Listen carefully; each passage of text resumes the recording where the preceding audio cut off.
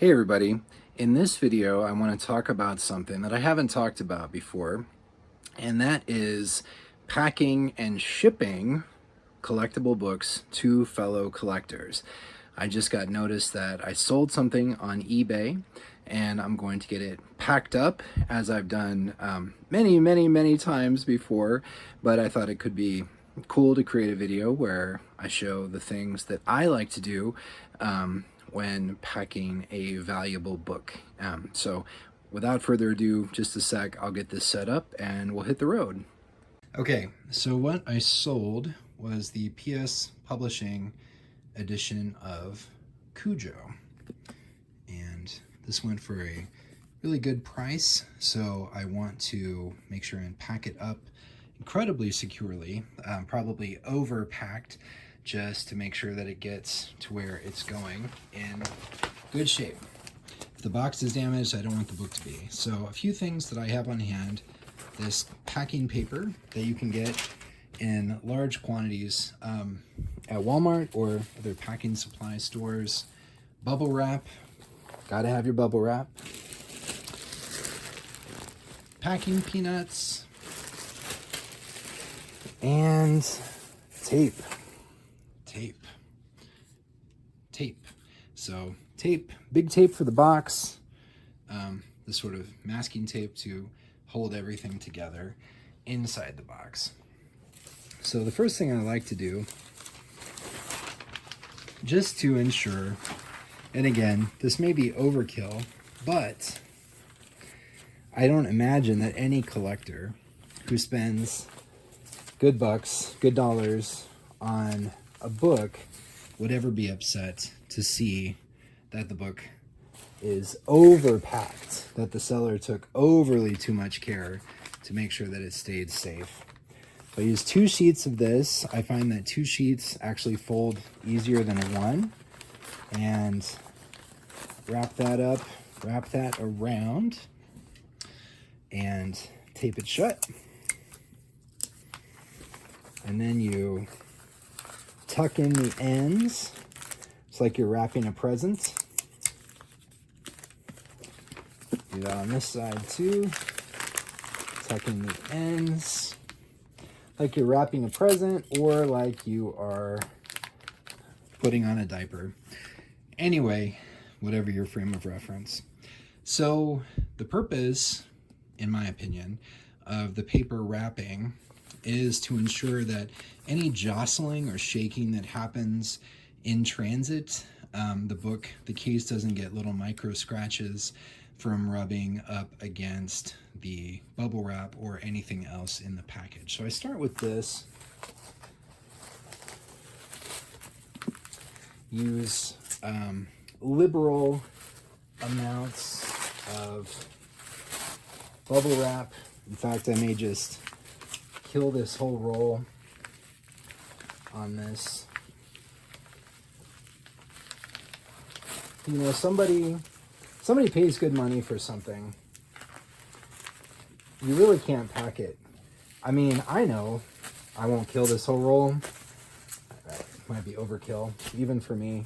But I know, and you know, as a collector, just how disheartening, how scary it can be when you've ordered a book, you've paid good money for it, and then it comes in the mail in suboptimal packaging. You know, like in an envelope, or if you've ever ordered a book from Amazon, it just comes in a box, in a too big box, just rattling around in there. It can end up damaged. I know what that feels like, and I don't want to replicate that feeling for a fellow collector. So I get the book nice and snugged up, and so there's my bundle, paper wrapped book, wrapped copiously in bubble wrap. And let's see, so what comes next is picking a box And again, this is something that you don't want to skimp on, because this can be really important for obviously the overall safety of the book. So this is a box that I picked up. It's double walled, it's extra sturdy. It's not going to be giant, which is fine. It's not going to be just like ridiculously oversized and require me to use just a ton of packing materials, but it'll do the job quite nicely. So, especially for valuable or heavy books, put a couple of passes of tape underneath.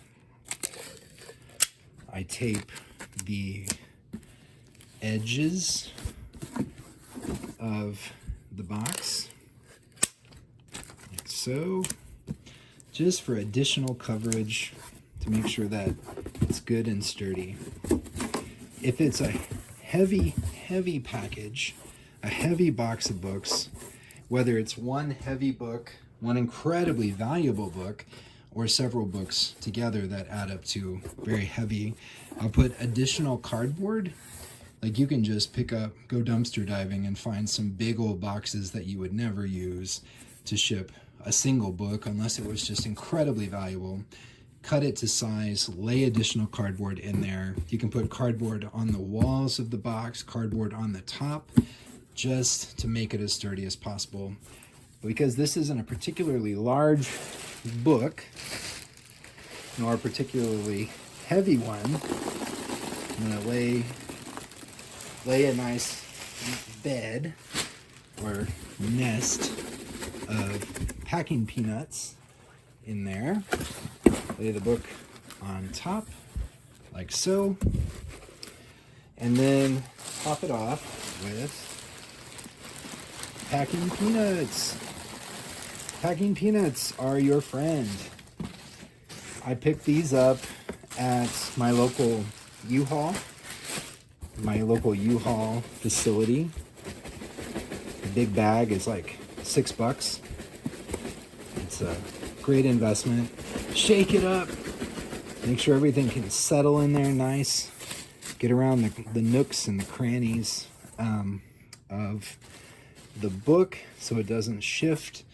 I have had the experience of cutting through a poorly packed box with a knife and cutting into the contents below. So if there's not a whole lot of peanuts between the top of the box and the book, laying an additional piece of cardboard in there can be helpful to protect. Like I said, this is an investment that someone has made, and you really can't overpack, in my opinion. Nobody's ever gonna complain. Push that shut real good there. Nobody's ever going to complain that the box was packed too well. And again, like down below, double layer of tape. I'm going to tape the ends of the box like so. I'm going to get the label off of there. See if I can do that real quick. Oh, least satisfying video ever. It peels most of a sticker off of a box, but doesn't actually get the whole thing. So anyway, then of course I'll, write the address on it, cover up any stray information or barcodes that happen to be on this box, and voila. I feel like that maybe not hurricane proof or bomb proof packaging that is pretty solid. When you move it around after you've gotten it all taped up, you can shake it and you shouldn't hear a thing. It should just be solid and quiet.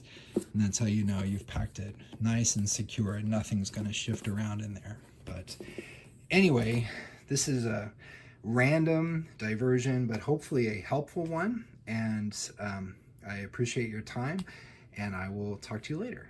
Bye.